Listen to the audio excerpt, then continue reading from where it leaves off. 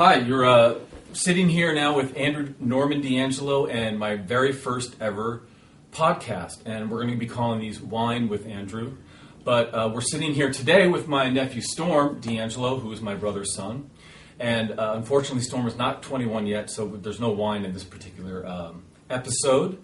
And as you can see, we have two saxophones. My nephew is a tenor saxophonist, and I'm an alto saxophonist. I also play bass clarinet, and Storm does play a little bit of piano and drums as well. And later, after we've done some talking and a little bit of chatting about life, we're going to do a duet together. So please stick around for that.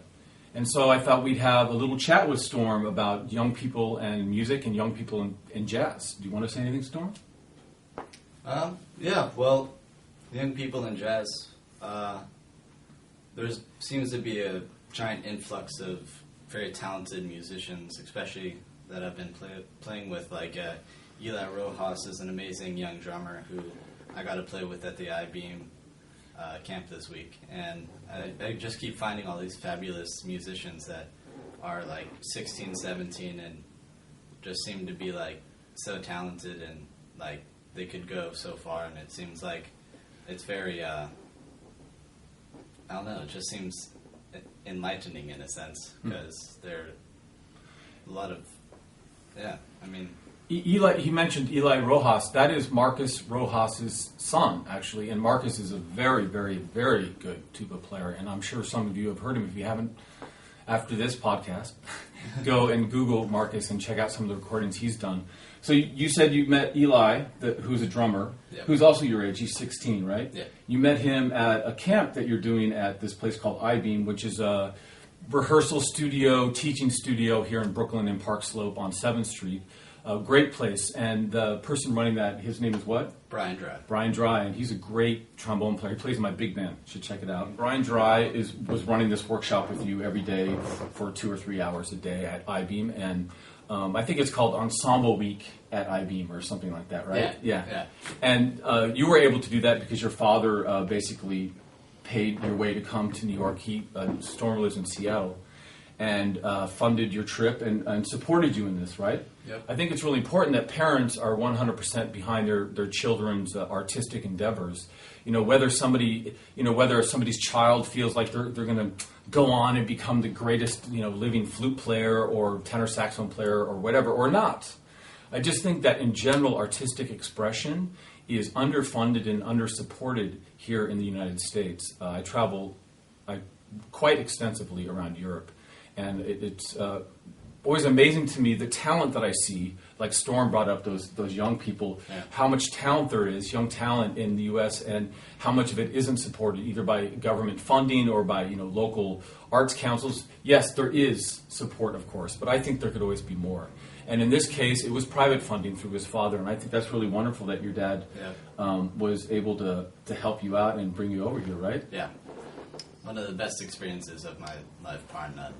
Right, and then last night, you went to this place called Barbès, right? Yep. And you know the story about Barbès and me? It was your first gig after your brain. Right, after I went through brain cancer, after I had the first surgery, about 10 days after I had my first brain surgery for brain cancer, I did a show at Barbès. But the story is even deeper than that, because the night before I had the first seizure, when they found the tumor in my head, I was actually at Barbès, and the owners of the place, who are friends of mine, were comping me drinks, and I can't remember the reason, but believe me, I had quite a few drinks that night. And I woke up the next day, and that's when I had the seizure. So it was actually the last place that I was before brain, and then the first place I was after having the first surgery. So it's kind of deep, right? Wow. Yeah.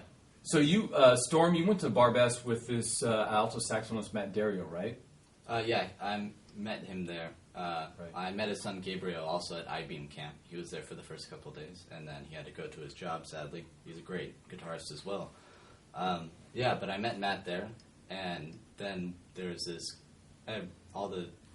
every day in Brooklyn there's a concert in the park or so, and there was a great, I forget her name, forgive me, but she's a African drummer, and she had a group play in the park, and Matt really wanted to go. And so So he dragged you along, right? Yeah, so he dragged me Lucky along. you. Yeah. And what was your uncle was at home, like cooking you dinner, waiting for you to come back, and you never came back, and he didn't text me because his cell phone ran out of battery, and so there I was waiting for Storm, and he was out partying with Matt Dario, and Eli was with you too, Yep. right? Eli Yep. Rojas. We went down to Barbez from I-Beam, and then we got to play with Oscar Noriega. That's his last name, right? Yeah, Oscar Noriega, and there was another wonderful, wonderful person during the whole Brain experience. Who was very supportive and loving of me. Oscar is a fantastic alto saxophone and bass clarinet player. Please check him out as well. And I know that he has events at Barbez. I think it's every Friday from 5 to 7, right?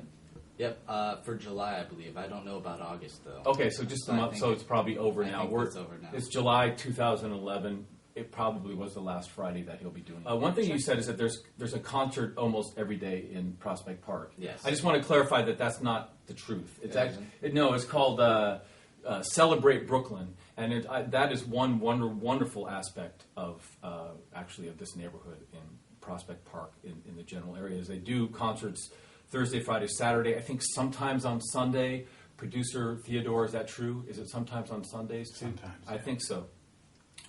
So you were lucky to catch one of those shows, actually, because they aren't every day, and they're only during the summer months, actually, and I think maybe late spring, depending. Wow. I'm not. Is there anything else you want to say before we play our duet? I would just like to say that you got to support your kids through whatever they do. I mean, whether it's art or sports or just even schooling, you just got to support them with their efforts and got to be with them the whole way. You mean give them money? You can give them money. They like money. But, I mean, even just your love and support is helpful, which I know that a lot of kids don't get and they should be getting. Wonderful. Thank you, Storm. So Storm and I would like to play a duet for you, alto and tenor saxophone duet. So give us a second to switch over, and we'll be right back. All right, so welcome back. My name is Andrew Norman D'Angelo, and we are here with my nephew, Storm D'Angelo. As you can see, he is a tenor saxophonist, and you also might notice that we are wearing the same pants. My nephew and his little brother for Christmas got me these pants because I kept complimenting the wonderful color of these cool-looking trousers that that are sort of skateboarder pants, really, right? Yeah. Yeah, they have cool pockets like all around them. Yeah, I like pockets. Pockets are cool. So we're going to do a duet for you, and we're going to call it Pockets. Pockets, pants pockets. All right, so here we go.